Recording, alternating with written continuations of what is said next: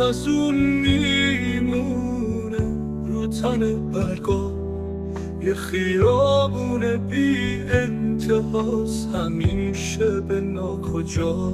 مثل پرنده ها بیا شیونی، نمیدونی خونت کجاست. یه زمستون از سرما زیر پوست خنده ها، یه شب که عشقات تنه میزنن به بارون، به خودت میگی او قرمهن یه زندونه